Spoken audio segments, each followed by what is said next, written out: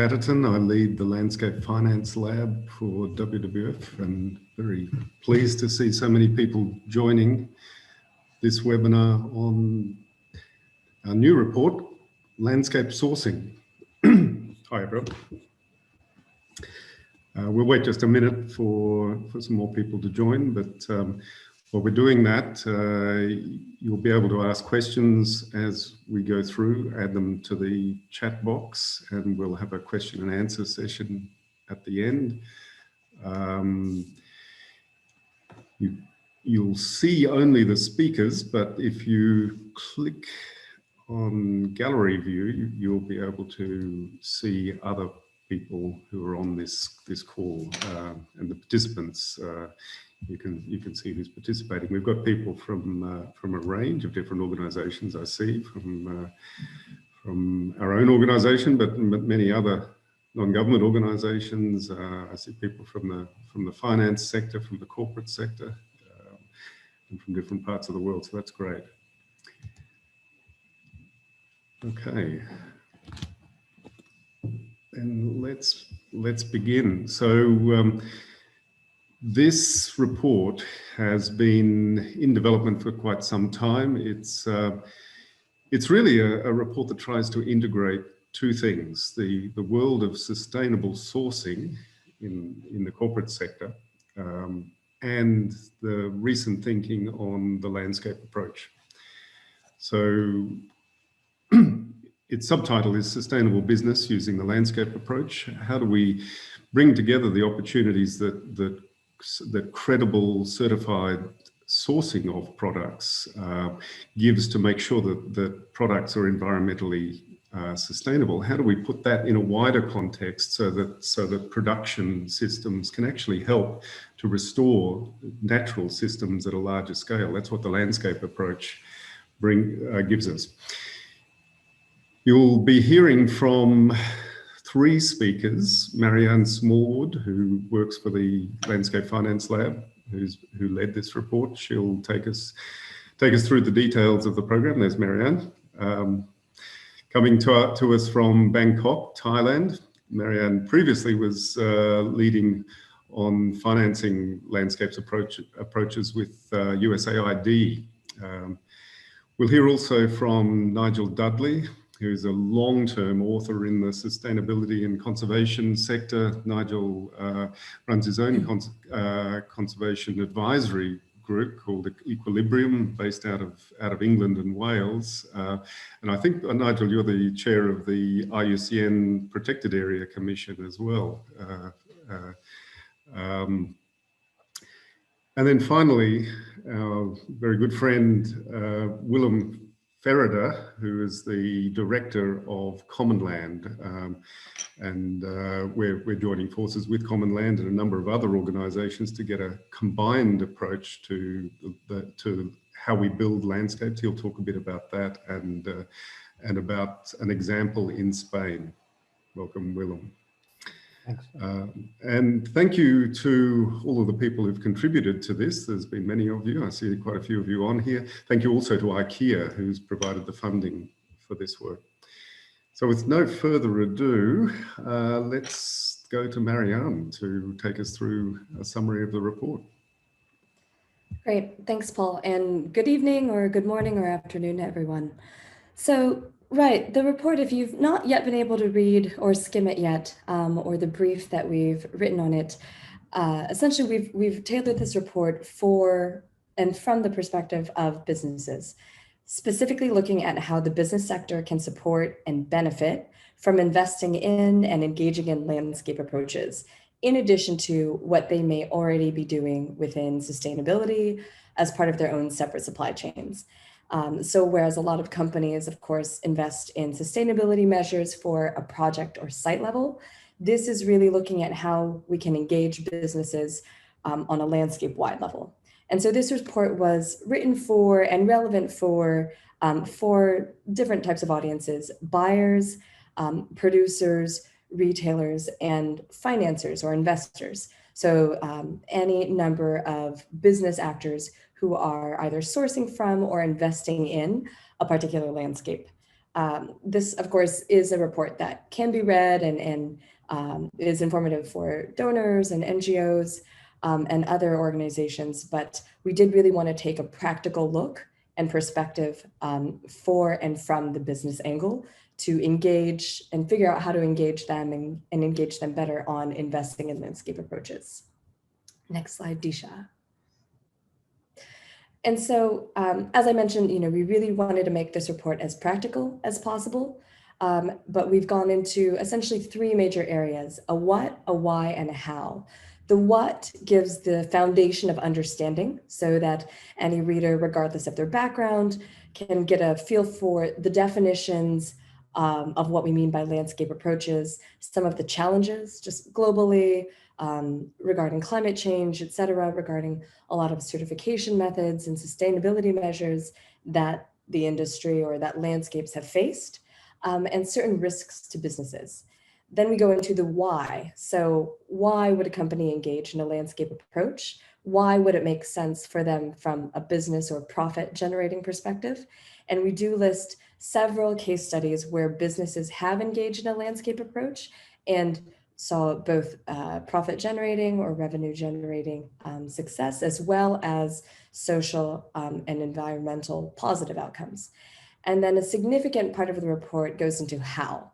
So how can we and how can companies garner and gather internal support for engaging in a landscape process, especially when maybe previously they've only worked on it from a site or a project level?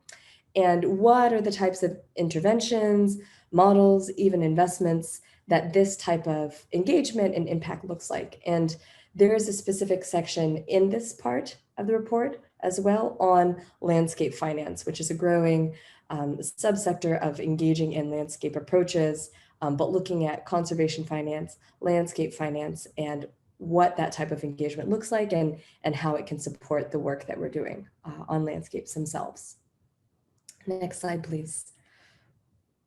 So I will pass it over now to Nigel from Equilibrium, who will take us through the facts and the theory behind the report and some of the challenges that we're working to address. To you, Nigel.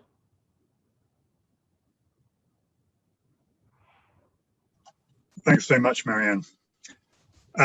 Okay, hello everyone, and thanks for joining. I'm going to start by saying just a little bit about why we did this and then what it means in practice. Voluntary sustainability standards have been a terrific move forward in terms of building sustainability at a site level, and lots of standards now available, lots of companies following those. A real major change in the way we do business, but they do have some limitations. One is that few certification schemes look beyond the site itself. It's very different, for example, if you have one small plantation, certified plantation in a watershed, or you have an entire watershed filled with certified plantations. The implications for water quality, for biodiversity, are going to be very different, but certification doesn't tell you that. Nor does it tell you if you have leakage, if protecting a forest in one place simply means that deforestation goes to another forest or grassland, valuable grassland gets damaged. So it doesn't tell you much about beyond the site. So certification can be complemented. It's still very important, but it be complemented by landscape approaches. At the same time, our impression is many companies are aware of these issues, aware of the need to address things like deforestation, in theory, very supportive, but almost 500 companies that have made public commitments to address deforestation, but less than half of those have committed to ensure traceability of products. And actually, if you don't trace your products, you really don't know whether you're having an impact or not. And less than a quarter of them have actually said how they're going to do that. So we're getting a sort of momentum of companies saying, we know this is important. They're not actually engaging in how to do that yet, or many are not. At the same time, many of the global policy shifts are moving towards a landscape approach.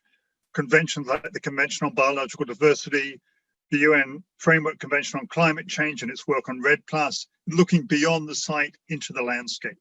And there's many communities of practice online, globally active, starting to look at that.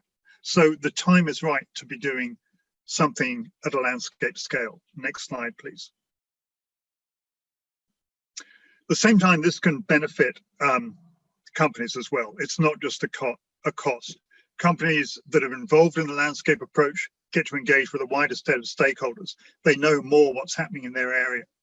They get to share costs. In many of the costs that come with sustainability, if many companies are also working in the same space and doing the same things, you can share a number of costs. You can reduce risks, both reputational risks of getting labeled for doing bad practices, which can cut sales, can cut reputation, but also real ecosystem risks, such that, for example, if you badly manage an area that the resource runs out, you have soil erosion, you have additional flooding, you lose some of your profitability. It avoids leakage of impacts from one site to another, as I mentioned above, and it addresses a whole range of issues which can't be addressed at a site-based level alone. It also increasingly means that companies will have access to public and private investment that is no longer being driven purely at a site-based level. As I said before, many of the global policy shifts are towards looking at landscape scale, so companies need to engage at that level. Next slide, please. So what does landscape sourcing mean? It's not that new. What it means is putting together some things which we've had for some time. Credible product certification, still critical, still a key part. We need to know that products are working on a site scale, but then putting that together with engagement in a landscape approach.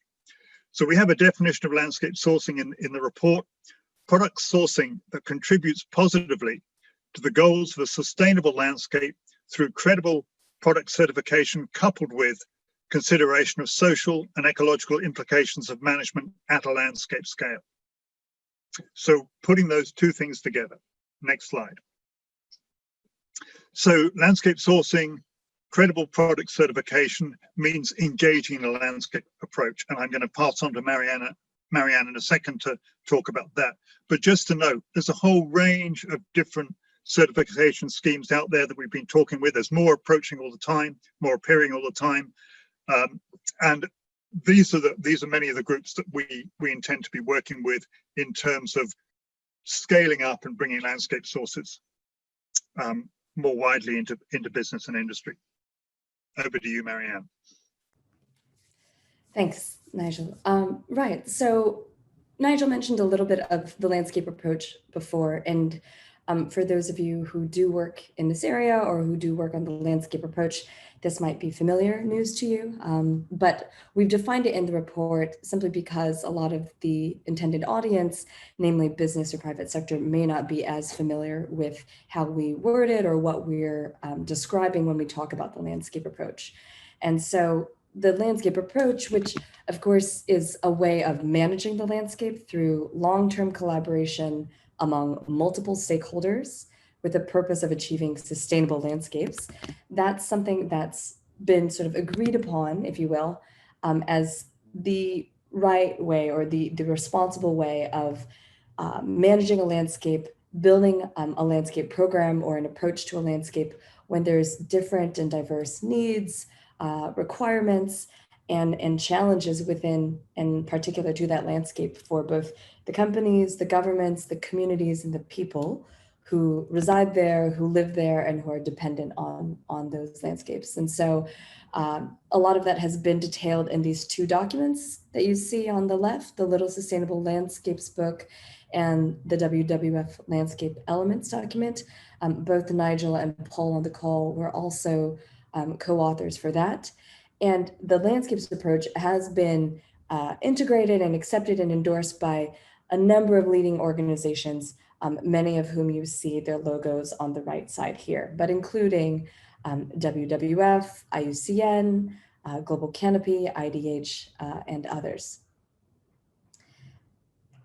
Can you, next slide please, Tisha.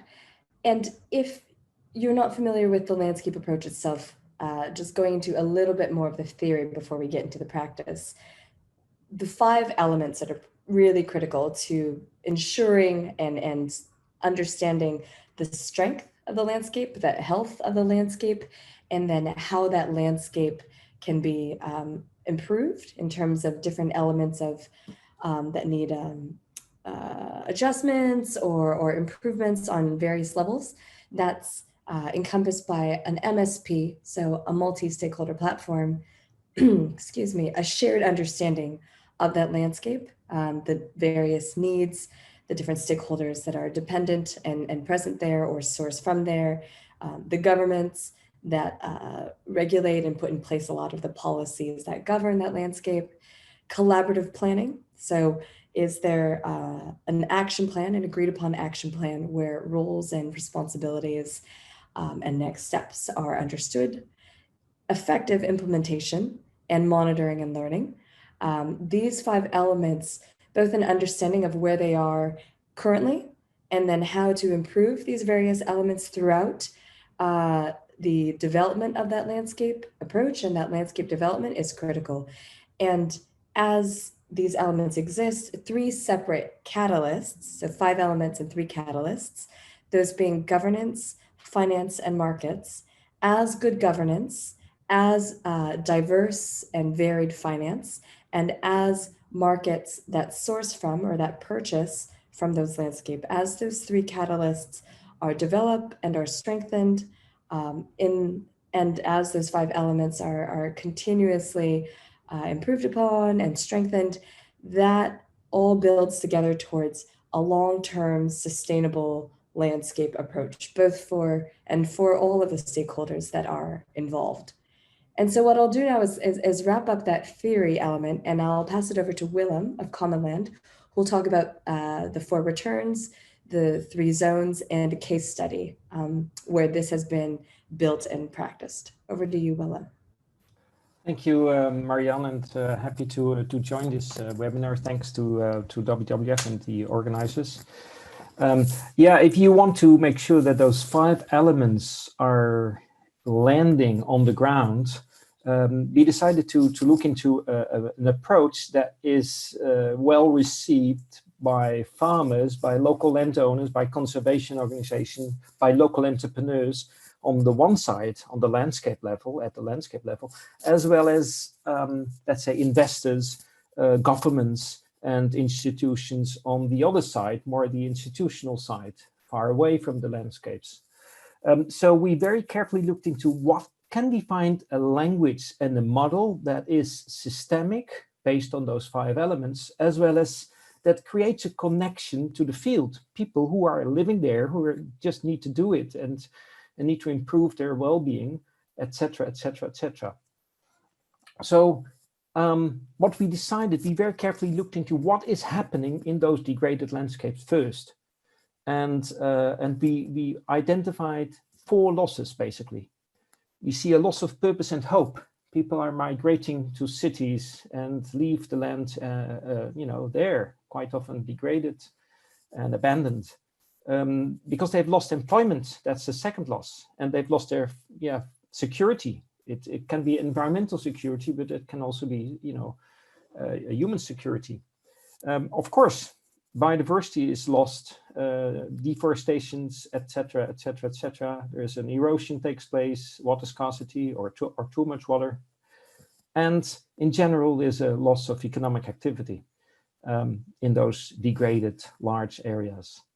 We turn that into a new approach called 4 returns. Why 4 returns? Because the word return resonates very well with farmers, with investors, with governments, as well as with landowners and conservation-ists.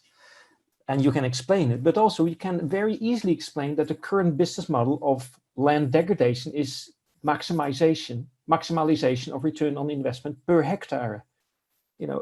If you add per hectare to maximalization of return on investment, which is still, the belief system that is that's taught at business schools and so on. But if you add per hectare, you create degradation. So this language model that you can monitor and measure really helps. And that's what we've done, and we've tested it in Spain. Next slide, please. But you can only work with this framework that you can measure and monitor if you work with those 4 returns in a landscape scale, in a zoning approach. So you need to return inspiration, you need to return social capital, you need to return natural capital, and that will give sustainable financial capital. But how to do that? First of all, we need to think at scale. And this model is based on the ecosystem approach that was adopted by IUCN and the CBD in 1995, which was a very theoretical approach. We translated it in a doable, practical approach that can give, that will help people to go into action, and at the end will create sustainable business models within a landscape scale. So what we did is we looked from a very zooming out perspective towards a landscape or an ecosystem and said, okay, each ecosystem, each landscape, you need to divide in 3 zones. You have an economic zone with urban areas, infrastructure, delivering high and sustainable economic productivity, monocultures as well. You have a natural zone. Quite often it is protected. Those areas are protected areas in paper or in reality. And more often there are places that still are not protected, but that, where nature should be the dominant factor, biodiversity driven. And then you have a zone in between. In many places, this zone is non-existent. In some places, they have called this zone the buffer zone around national parks, for instance. But what is the case is that this immense zone where you need to restore biodiversity and productivity, where you find that combination, is, I think, the way forward to restore large-scale landscapes. And to find a good balance between the economic, combined, and natural zone is, of course, the challenge. Working with those 3 zones will give local people an idea, a feeling of a sense of place. They get to understand what's happening in their landscapes. And of course, to move away from project funding and move away from the idea that projects can help, we need to have those projects fitting within a process. And this process will take minimum 20 years. So our model and framework is 4 returns are delivered by a 3-zone approach within a time frame of minimum 20 years. And we invite people to join us to make this happen. But how to do this? Next slide, please. As Marianne already said, we need to work with multi-stakeholder platforms. And creating a multi-stakeholder platform within a landscape, we call that a landscape partnership, is of course the key issue.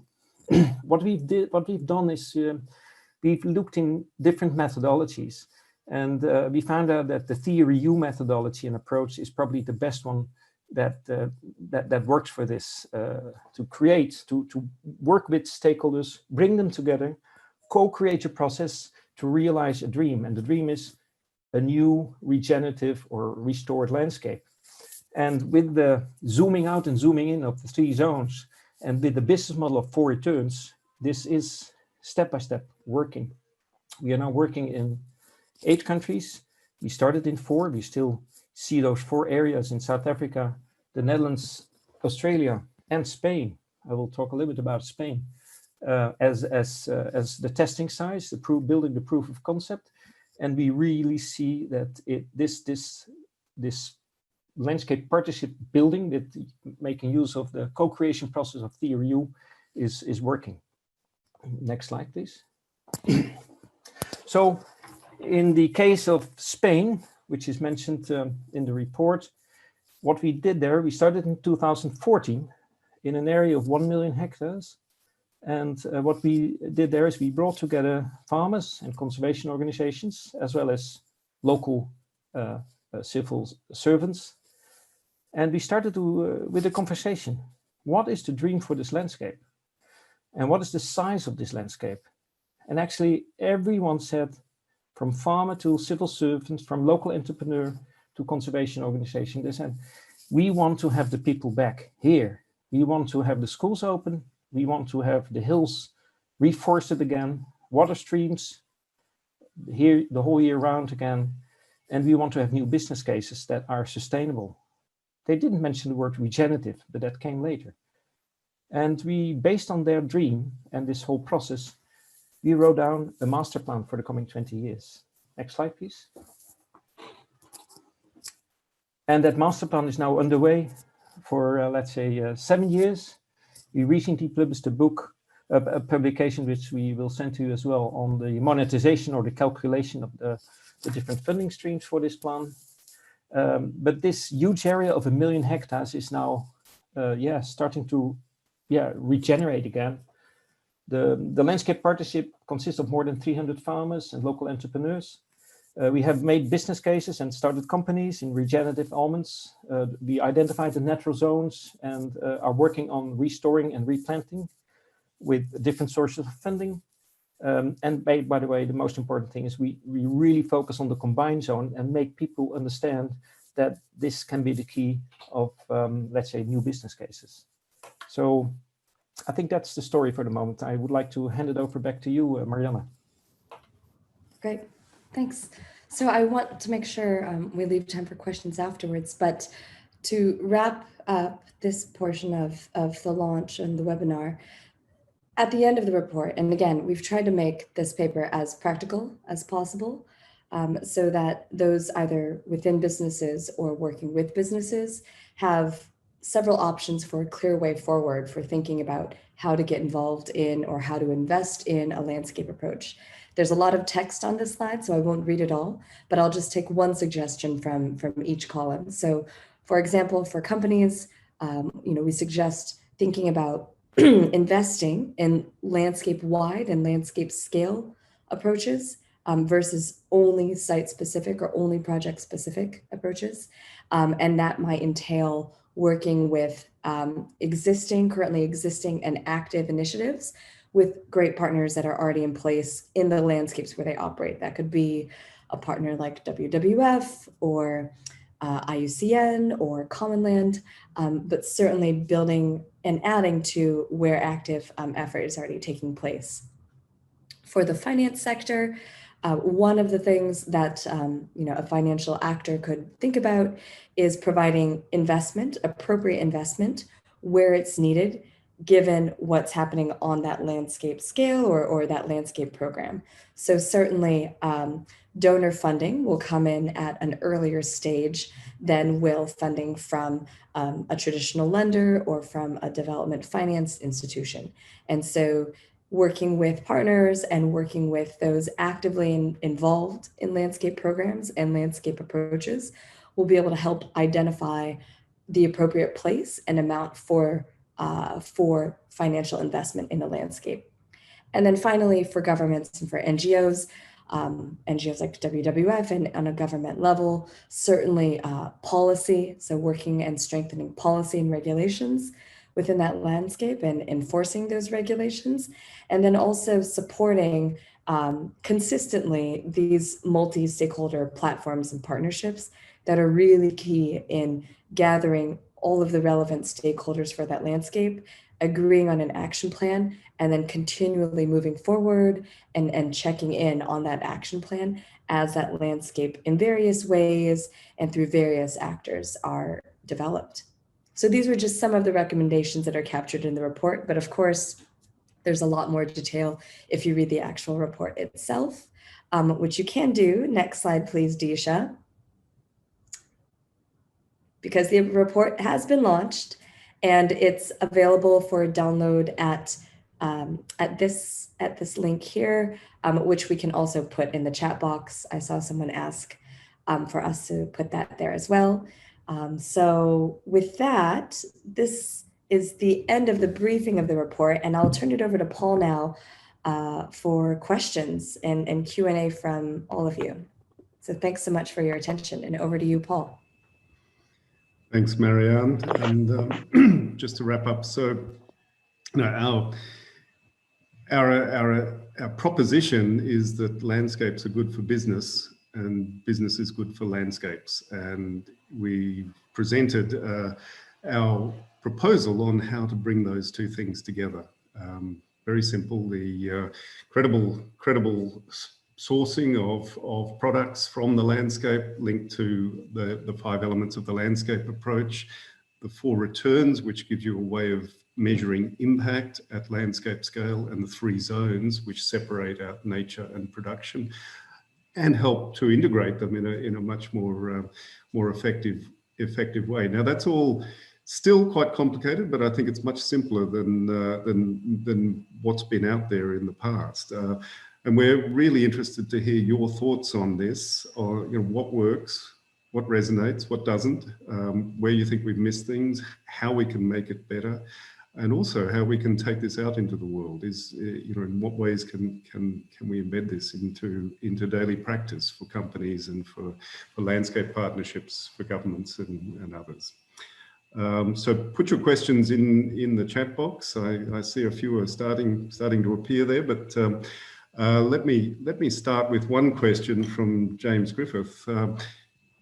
How do we deal with the social risks in this whole process? We've talked about the environmental risks. Maybe I can put that to the lead author, Nigel. Social risks. Yeah, absolutely. Thanks, Paul. Look, it's key, and it was interesting that we had a lot more debate while we were writing this about the social issues and the environmental issues. They're more complicated. That's been my experience working on landscape approaches for a long time, and they're also, they're critical to success. But many of the partners who and many of the reviewers of this report brought those issues up. I think some of the answers come back from what Willem said. This really only works if you engage with stakeholders.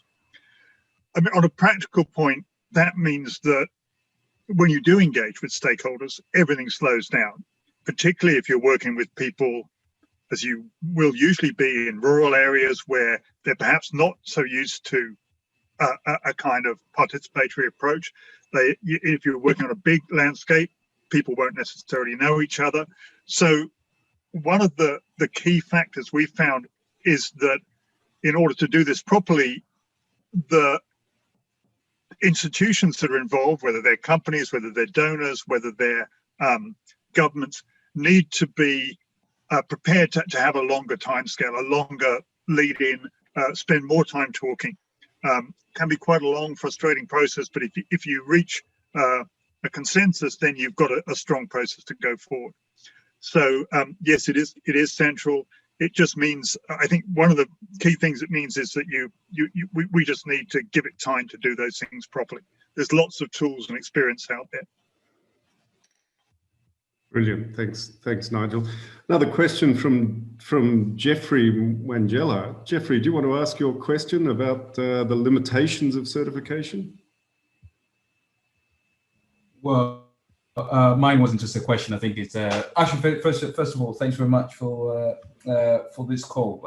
It's quite enlightening and good to see all these different approaches. I think my wasn't really a question, was possible suggestion and recommendation to also think broadly about the role of government, and particularly in the tropical countries where we see that there's in terms of because the economy is growing and the government itself is becoming sort of a big consumer, and because of the push to build industries, whether it's government owned or by private sector. So beyond private sector, I think government, particularly in the tropical countries, have a good role to play. And so if you compare to Europe, where most of the whether it's imports and different business operations are run by the private sector, but in the tropical world, governments have majority shares in lots of businesses. So I think we need to look at that. So that's the point I wanted to raise, not a question. Lovely. Well, maybe we throw that one to Marianne to add on to. Governments are important. How do they fit into the picture? It's not just business. Right. So, I mean, certainly you have, it depends on where these governments are coming from. So certainly if you're in, say, like you said, a tropical country or a developing country, I come from the perspective of USAID, where governments who come in and they fund a lot of the earlier work, right? So the early technical assistance or early grant funding, but a lot of what we would call enabling environment activities is what governments and foundations and philanthropies would typically fund. But then, as you said, if you're thinking about from a domestic perspective, for example, I'm thinking about a program that we're currently supporting in Southeast Asia. Certainly governments are the major buyers of a particular commodity in one of the states of that particular country. So it's working with say, rubber or rice within Malaysia. And that does take, I think, a certain type of approach in having them sort of see the benefit of working with a number of different landscapes, or rather with a number of different partners. And thinking long term, I think about, the investments that are required to kind of sustain the supply of rice, or sustain the supply of fresh water. So that's really why I think the MSP, or the multi-stakeholder partnership and platform, is so critical, because certainly there's a lot of forward momentum and forward movement when you have multiple partners coming together and identifying similar and shared investment interests. So, if you have a domestic or a national government, but they see that, international companies are investing in that particular landscape, and donors are investing in that landscape, and NGOs are already supporting that landscape. Certainly, there are some countries where policies are very strongly in place, and there is government momentum to also invest in those landscapes. But it's a tricky question, and it's work that takes decades. So certainly beyond, I think, my remit to answer here now, but it's a great point. And it's something that we're constantly working on. Good, brilliant. Well, we've just had a flood of questions. So I'll ask everyone asking their questions to be very quick, and the same with the people responding, so we can get through as many of them. Wendeline from Red Cross, do you want to ask your question? I think that's a very interesting one. Hello, Paul. Hello, everyone. Hello. Hello. So I had a question, and this is actually something we're struggling with. So just to contextualize, we are partnering with the full returns methodology of Common Land. It's a very valuable partner. And one of the bigger questions we have is the landscape financing, so attracting the sources, and not necessarily for the businesses, or more the business perspective, which I saw, and which makes quite sense. So let's say the pros are there in place. But what we see happening is that we have not been able until now to get the climate finance adaptation go really to the local level. So imagine I have my group of community farmers that are wanting to set up a savings group and need an initial investment for their tools, for example. So really these micro ones. What should we do? What do you recommend? What have you come across? Oh, that's a good Thank one. you. Now it might be a one-to-one, so it might be even better for you, Paul, to answer this one. But this is the real issue, and I think it has to do with another question of Patrick Durst. I think on who's willing to make a 20 years commitment stuff. There are two lines, and it's also part of, let's say, another question of how do you select countries. Because in let's say more Western stable countries like Australia and Spain, we really started in those places because this is already very complex. But indeed, as Wendeline said, yes, we are working together in Haiti, and how to get the money down to the ground, on the ground from let's say carbon funds or investment funds. It is very, very tough. So in those places, and actually in all the places where we start, we need to start with public or philanthropic money to kickstart the engine, to create those landscape partnerships and maintain them. You need to have some resources for decades to maintain this driving force within a landscape of local farmers, people, and entrepreneurs to make sure that they can create the next steps in those landscapes that can receive, whether it's carbon funding, investments, or philanthropic funding or public funding to do the right thing within a landscape level. So our critical issue always is, how do we get this development funding for the decades to come? And we have calculated that, basically for each landscape, we need more or less €500,000 per year to do this. And if you and that's what we've done in that report that Paul also shown in the app, in the chat box. If you are able to raise that funding, it will give, first of all, you bring down the risks within an area because people are united and work towards the same goal. They understand the ecology increasingly, so you also bring down the risk from an ecological point of view, and you increase the potential of new business cases. So that so you bring down risk and you increase at the end financial returns for let's say regen ag, agroforestry, or all the other things that can happen in that landscape. So that is the potential for investors when they can come on board. And our next quest is indeed how can we get access to carbon funds also for covering the development costs. And that's, I think, also the question for you, Wendelin, especially in places like Haiti. We need first to have the development costs covered so that local people can work on this and don't need to earn their money by degrading the system, but can create a new landscape partnership to make this happen. And I still think, that's DFIs, so development finance institutions, public funding and philanthropy need to step in here as getting the flywheel up and running. And so far, we are lucky that, in some places we are able to get those partners on board. And just to add to what Willem was saying, in Fiji, we're seeing some amazing process going on where local entrepreneurs have picked up the process and are helping other businesses to improve their practices, to connect with investors, and to get better at servicing their communities. So putting local businesses in charge of supporting each other, and that's very much Common Land's approach, I know as well, gives you a sustainable system that can keep on feeding, but it does need that kick-starting, as Willem was saying. Here's another question. It comes from Sophie. IDH's verified sourcing areas, how do they fit with this idea of landscape sourcing? Nigel or Marianne? Will I go first? I think they do. Thanks, Sophie. I did scribble an answer in the chat. I mean, we did talk to a lot of the landscape assessment systems that are out there, and yes, absolutely, they do fit in. I think what none of us know yet, we had a lot of conversations about this, is exactly whether we've already got a system which we can simply plug into, or whether we need to do further modifications to it for some of the wider issues that we're talking about.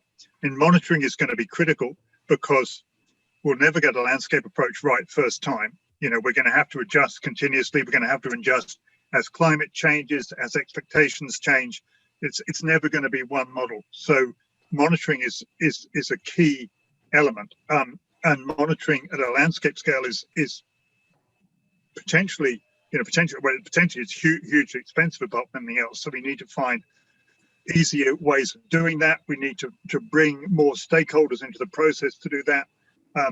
Lots of stuff to work, but IDH and some of the other existing schemes are definitely sources to draw from, and they are part of this conversation. So very aligned. Great.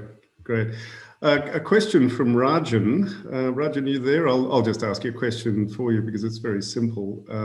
What's the elevator pitch for this? If you're stuck in an elevator with the CEO of Unilever or the head of a cooperative in South Africa, what's the story?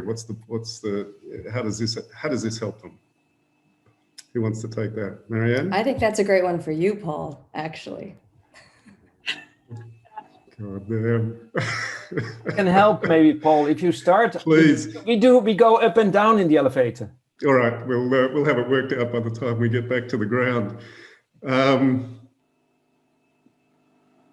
Why is it good for business? Because there's enormous risk in every landscape, and it's increasing with climate change. It's increasing with so many other problems. The landscape approach helps you to manage that risk. It helps you to connect with stakeholders. It helps you to reduce your costs.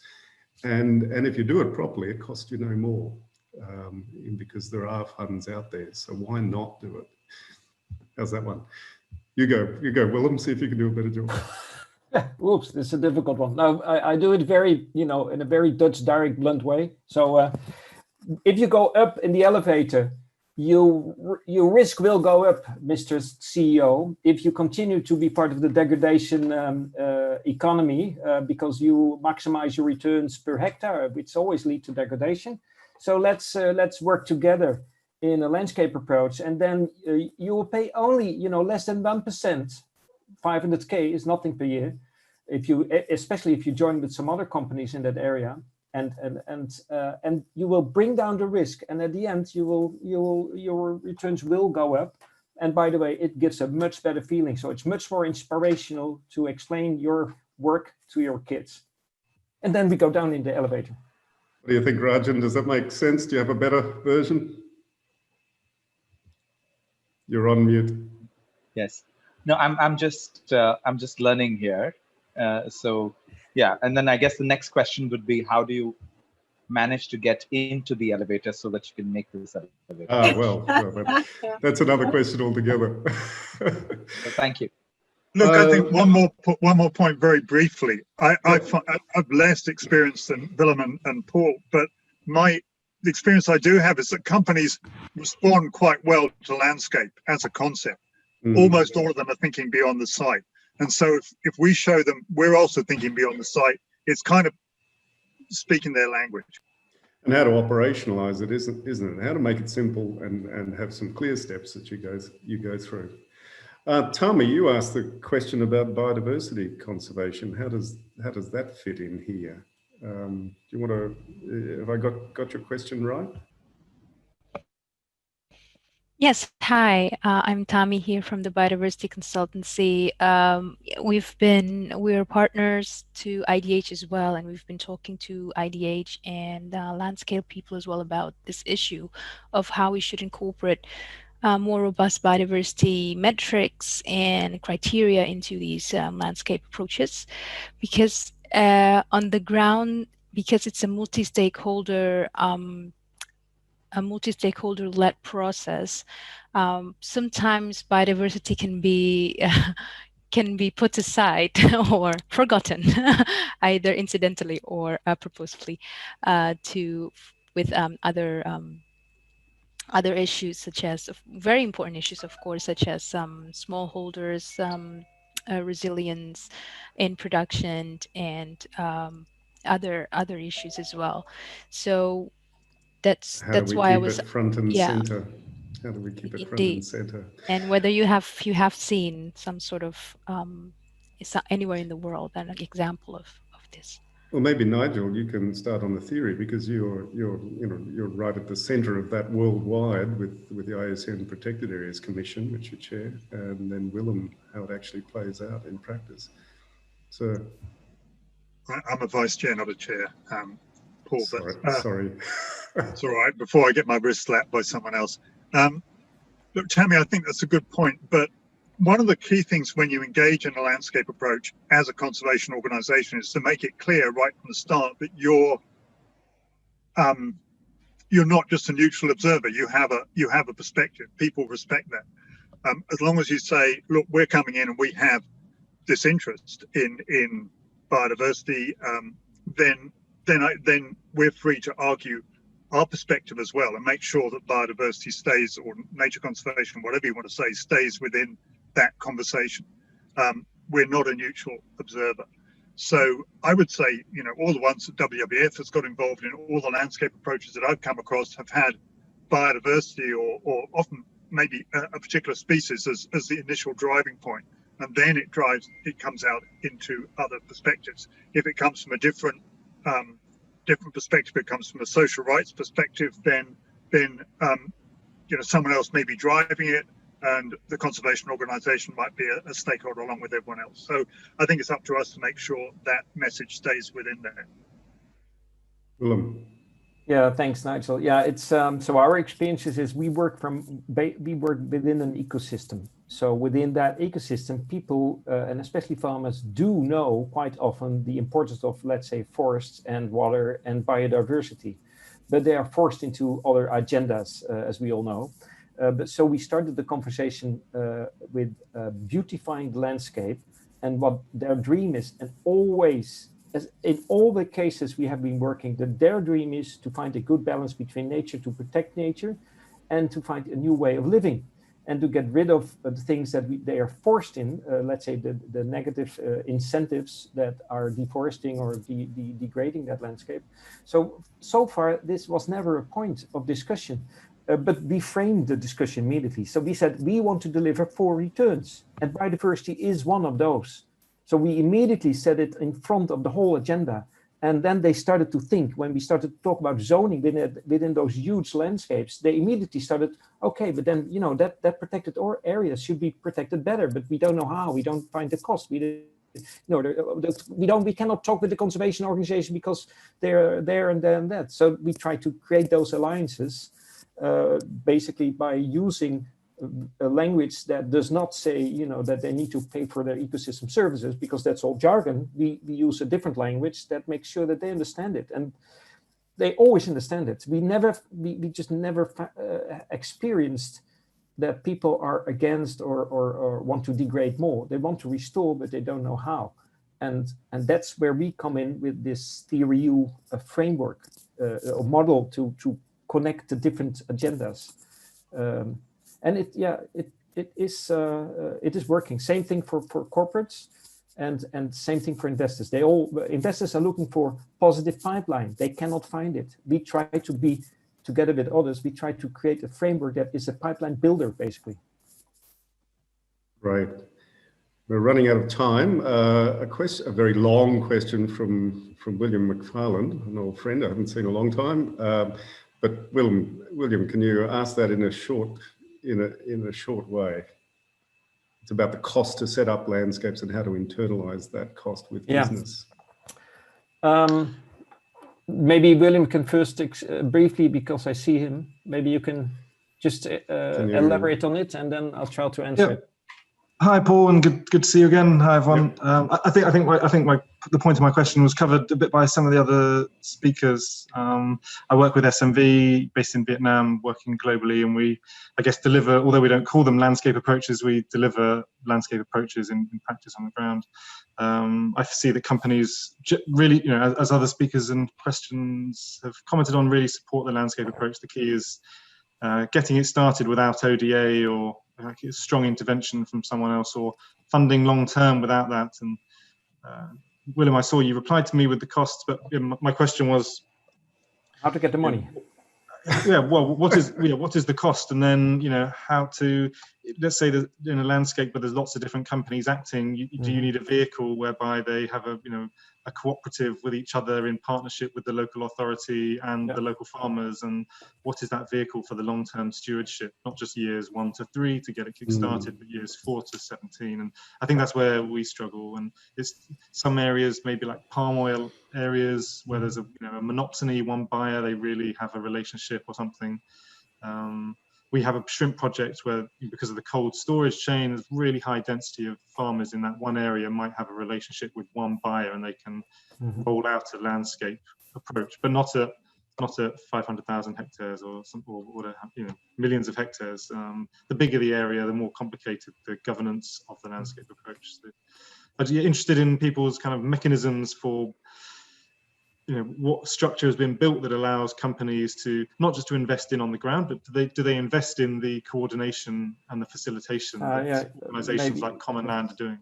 Now, maybe very brief, Paul, because there's not much time. But this is exactly the critical point. So yes, you can have cooperatives or landscape. We call them landscape partnerships. You need to enable them to do the right thing. And therefore, you need to have access to development costs or technical assistance costs or whatever you call it. We started with philanthropic funding to cover these costs, and we are convincing, and we try to convince investors, World Banks, FMOs, you name them, to really bring a large amount of their project money into the process, long-term process enabling atmosphere, because that will at the end will give much more results than if you start only with project funding. So we need to help to transform those funders, whether those are DFIs or carbon funders or public funding or philanthropists. The whole thing with philanthropists, they all have their own hobbies. They all have their own backgrounds, and that will never work. They need to work together, and they need to start with the covering the development costs. And we just said we need 500K per year for minimum 20 years if you want to work in a landscape.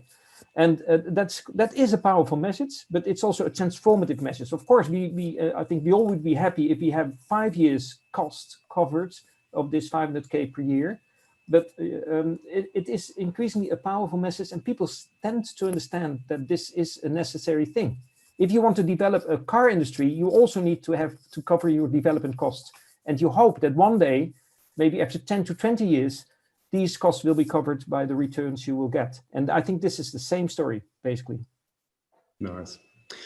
So last words then to Marianne.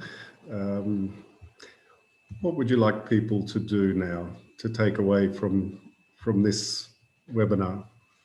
You know, I think there's a point that we made in the report itself throughout, and that's this work, the landscape approach in working with businesses in this manner with this many partners. It's not a silver bullet, and it's not a quick solution at all. And, you know, I see somebody, Grant had asked a question, you know, what's a barrier to getting this working?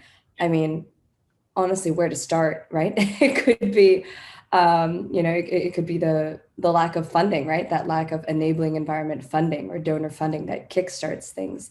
It could be the lack of pipeline. A lot of times, you know, it's especially in the countries that we're working with, you have separate projects or separate companies or separate pilot-sized work, but not on a scale or currently envisioned at a landscape scale. So how do you coalesce that? How do you kind of envision that and work with different partners to get that vision to be shared?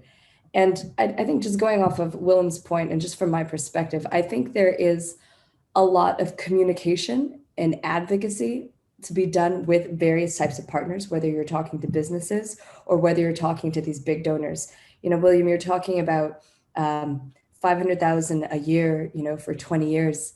One of the donors that I've worked with and as a part of USAID, they give that total money out in a heartbeat, but over 5 years, you know? So how do you transform and how do you work with, you know, a lot of these philanthropists or donors in a way that shows them to move beyond traditional landscape work or forestry work or seascape work, but really get them to sort of see the bigger picture, their role in the bigger picture and how that can transform it on a major scale across geographies and across regions. I think that's something that we could still be doing more of, regardless of where we're working. But if you're working within landscape approaches and you've seen this work as we have to different scales, hopefully that's why we're on this call. You know, it's a matter of communicating that and pushing for that vision, I think, to be heard and selling, if you will, right? The elevator pitch, but selling that over and over in a way that those with the money are convinced of it and they grant it in a way that gets that work started. Lovely. Well, thank you. Thank you all the speakers. Thank you all of the people who've helped to put this together. Thank you all for participating in this. As Wendelin said, it's inspiring and almost therapeutic, knowing that we've got a big struggle ahead to actually put this into place. But you know, stay with us as we do that. It's all work together. Join the Landscape Labs platform, and thank you, Common Land, for being partner with us in this. We've recorded this, so if you have any objections, let us know. Otherwise, we'll be sharing this, and we wish you a very good day.